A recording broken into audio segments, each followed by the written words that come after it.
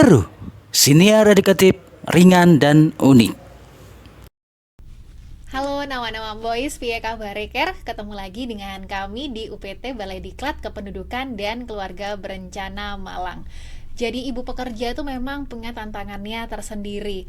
Kadang kita harus menyeimbangkan mana waktu untuk pekerjaan dan mana juga waktu untuk keluarga.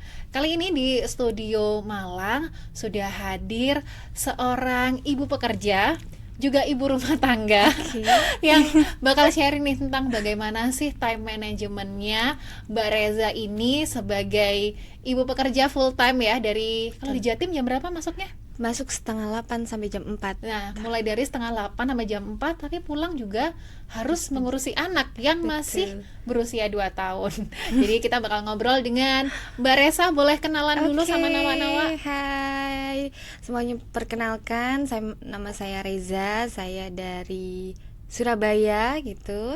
Dan Mbak Reza ini adalah seorang ibu pekerja ya di Betul. perwakilan BKKBN Provinsi Jawa Timur. Mbak Reza, anaknya umur berapa nih? Anak saya bulan ini 25 bulan. Berarti 2 tahun ya? Iya, 2 tahun. Dan suami juga bekerja di instansi pemerintahan yang sama-sama sibuk ya? Iya, betul. Nah, ini boleh cerita nggak Mbak Reza, gimana ya Mbak Reza ini sebagai seorang ibu, terus juga seorang pekerja, suami juga sibuk ya. Sedangkan anak 2 tahun tuh kan kayaknya butuh stimulus untuk tumbuh kembangnya juga ya. Boleh diceritain nggak gimana pengalamannya dan juga time manajemennya selama ini? Oke, baik. Terima kasih. Kalau dari keseharian saya ya, dari pagi itu sudah menyiapkan makanan, menyiapkan bekal untuk anak. Kebetulan untuk anak dan suami, kebetulan anak saya juga di daycare karena kita sama-sama perantau, tidak ada yang menjaga anak kami. Akhirnya kita putuskan untuk masuk ke daycare. Dari pagi itu harus menyiapkan makanannya, kemudian kita antar ke daycare sambil kita berangkat kerja sampai akhirnya kita jemput itu ya sekitar 4:30 lah, karena kita kan selesai dari kantor jam 4 gitu kan. Itu setelah itu ya udah tinggal di rumah bermain bersama anak, makan malam, tinggal istirahat besok gitu. pagi begitu lagi. Nah, kira-kira tantangan yang paling berat nih menurut Reza sendiri, bagaimana menjaga keseimbangan antara peran sebagai pekerja di kantor, kan kita dituntut harus bisa perform ya, sedangkan sebagai ibu kita juga ya harus membersamai anak dalam tumbuh kembang. Itu gimana Reza? Oke. Yang pertama yang pasti adalah support suami sih. Iya. Jadi alhamdulillah suami saya sangat pengertian gitu kan. Kita memang dari awal sudah sama-sama tahu kita sama-sama bekerja di instansi yang lumayan sibuk gitu. Nah, kemudian alhamdulillahnya saya di tempat saya bekerja itu memberikan materi parenting tentang pengasuhan 1000 HPK ya sekarang ya. Kita sama tahu kalau 1000 HPK itu sangat penting. Dan akhirnya ilmu yang saya dapat itu saya terapkan ke anak saya dengan cara apa? Dengan cara saya memberikan materi juga kepada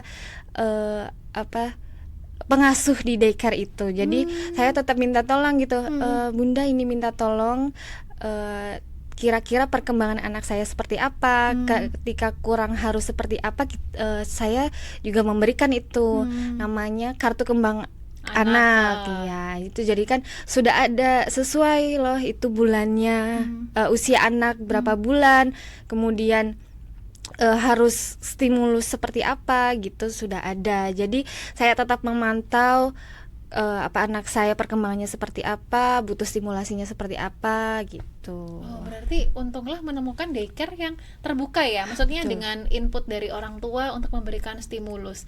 Nah, ini proses mencari daycare yang kayak gitu tuh gimana Reza? Maksudnya daycare kan di Surabaya ya, di Surabaya itu kan beragam.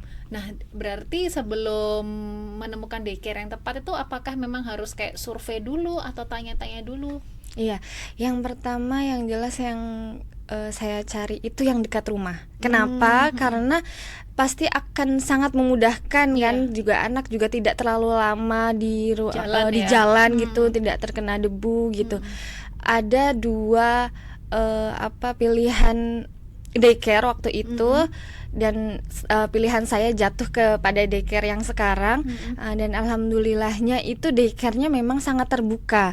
Jadi mereka juga menerima input-input dari ibu-ibunya orang tuanya. Jadi jadi kami juga nggak khawatir ketika kita memberikan input, memberikan ibaratnya minta tolong gitu untuk dipantau tumbuh kembang anak kami gitu, mereka sangat menerima dengan baik gitu. Jadi support system seperti menemukan daycare yang baik itu juga rezeki juga ya. Iya betul. Karena kan kita juga biar nggak khawatir apakah anak kita ini tumbuh kembangnya udah sesuai dengan milestone-nya, umurnya kayak gitu.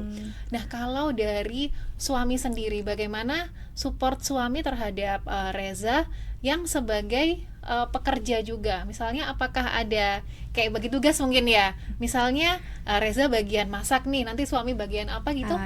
Iya itu pasti, karena ya kita sama-sama tahu, kita sama-sama sibuk, kita sama-sama capek dengan perannya sendiri-sendiri, capek di kantor, capek di rumah gitu.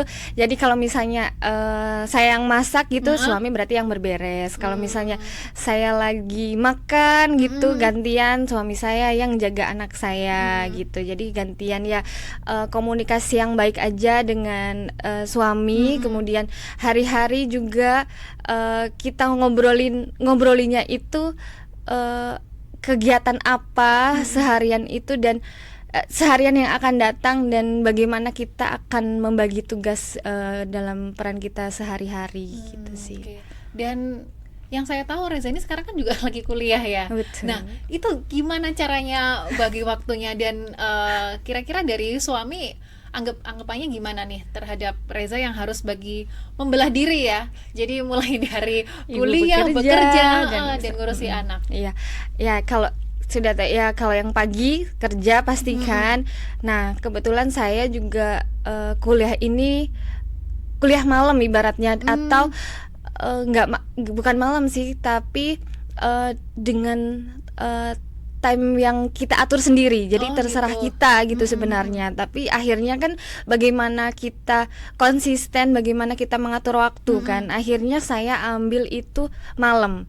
Jadi ya walaupun capek, walaupun ini ya ya akhirnya sambil capek banget. Tapi semangatnya adalah suami support, anak juga alhamdulillah ketika saya memberikan pengertian itu dia ya udah ibu kerja dulu atau sekolah dulu, itu tuh dia nggak rewel gitu, karena gitu ya. Kayak udah di sounding duluan gitu. Iya, ibu hari ini Naya tidur dengan bapak dulu ya, karena ibu mau kuliah dulu, mau ngerjakan tugas dulu, dan dia mengerti itu. Jadi memang kuncinya tuh harus di sounding ya, biar anak itu ngerti kalau ya memang kita harus ada yang dikerjain. Iya betul. Dan kalau dari kantor sendiri, bagaimana dukungan kantor itu bikin Reza sendiri merasa terbantu dan juga merasa didukung sebagai seorang ibu? Iya.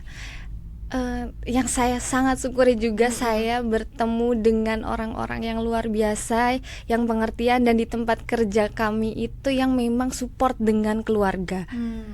Ya untungnya instansi kita ngurusin keluarga ngurusin keluarga. Jadi ya bisa dipastikan kayaknya tuh teman-teman di kantor itu juga pasti akan mengerti dengan kondisi kita kayak gitu kan. Bahkan ketika saya dapat tugas misalnya harus keluar kota, itu pasti akan ditanya dulu, Reza bisa atau tidak. Bukan yang semena-mena kayak kamu harus berangkat ke sini gitu. Iya, jadi mereka sangat support gitu. Bahkan ketika ada gitu upacara yang karena kita ASN ya, jadi banyak hari-hari upacara itu, dan kebetulan di hari libur saya harus bawa anak karena saya dan suami juga ikut upacara Iya. gitu kan, dan hari libur itu adalah hari keluarga kan, saya bawa anak itu sampai yang waktu itu tuh diliput sama media. Itu tuh bikin saya sebagai ibu pekerja itu kayak, wah ternyata kantorku ini support loh gitu. Kayak juga akhirnya jadi memotivasi ibu-ibu di luar sana atau instansi-instansi di luar sana yang bisa memberikan ruang bagi ibu dan anaknya kayak gitu. Jadi tanpa mengorbankan karir ibunya ibaratnya Iya. kan gitu ya. Jadi istilahnya kan kadang kalau di media sosial tuh sering ada narasinya kan, ibu pekerja yang harus memilih ya, Iya. istilahnya antara keluarga atau kerja. pekerjaannya. Tapi sebenarnya ya bisa dilakukan dua-duanya ya Reza ya. Iya, bisa dilakukan secara bersamaan. Apalagi dengan program-program keluarga yang diadakan dari BKKBN ini sangat support bagi ibu yang Pekerja. ibu pekerja gitu, tanpa harus memilih gitu. Tapi pasti ada pernah deh, mungkin satu momen atau satu kejadian di mana Reza ini kayak overwhelmed gitu. Jadi mana yang kerjaan harus selesai, tapi misalnya ya anak ternyata daycare rewel atau mungkin bahkan sakit. Pernah nggak ngalami kejadian yang kayak gitu? Iya, pernah juga sih, tapi alhamdulillahnya itu tim kerja di kantor itu sangat pengertian gitu. Ketika memang saya dibutuhkan untuk mengurus anak saya, mereka sangat pengertian untuk itu. Saya diberikan waktu untuk cuti gitu, karena memang kami sebagai ASN juga punya jatah cuti ya. tahunan gitu kan. Tapi Reza ada tips juga nggak nih buat nawa-nawa ya, mungkin buat ibu pekerja yang merasa struggling buat ngatur waktu, merasa mungkin nggak punya waktu buat diri sendiri, merasa kayak waktunya tuh habis di kantor, pulang capek, masih ngurus anak. Kira-kira ada tips nggak untuk manajemen waktu yang pas itu seperti apa? Iya sih, memang rada sulit ya, Ya. karena dengan banyaknya kegiatan ibu-ibu ini gitu. Yang dari awal kita tekankan adalah komitmen kita dengan masing-masing tugas kita, yang kemudian kita komunikasikan dengan orang terdekat. Misalnya, berarti kan kalau dalam hal ini adalah suami, minta pengertian suami untuk kita saling membagi waktu, untuk saling pengertian. Misalnya saya minta waktu, dari jam segini aku mau bikin mau ngerjain ini ya, aku minta tolong kamu untuk ini gitu. Kalau misalnya dalam beberes rumah juga itu juga perlu komunikasi untuk kita saling membagi peran, untuk saling pengertian gitu. Jadi kita tidak capek sendiri Iya, gitu. Memang support suami ini sangat dibutuhkan gitu. Jadi kuncinya adalah memang komunikasi dengan suami ya, dan jangan ya semuanya ditanggung sendiri, Iya, karena betul. pasti capek juga ya kalau sendiri. Dan juga tadi yang saya suka dari Reza adalah meminta pengertian ke anak juga ya. Iya, Karena walaupun usia masih 2 tahun udah bisa ngerti ya. Iya betul. Jadi bahkan kayak kemarin ini anak saya juga baru disapih, karena alhamdulillah sampai 2 tahun saya berjuang mengasihi dengan pumping gitu sebagai ibu bekerja. Sampai 2 tahun ini karena yang ada kegiatan yang mengharuskan saya meninggalkan anak dulu gitu. Jadi saya mau nggak mau harus menyapih anak itu dengan cara saya sounding dulu ke anak, dengan memberikan pengertian bahwa kamu sudah besar, sudah waktunya tidak minum ASI, sudah waktunya makan makanan yang bergizi lebih banyak, makan yang banyak dengan memperhatikan gizinya gitu. Jadi, dan itu saya lakukan tiap hari.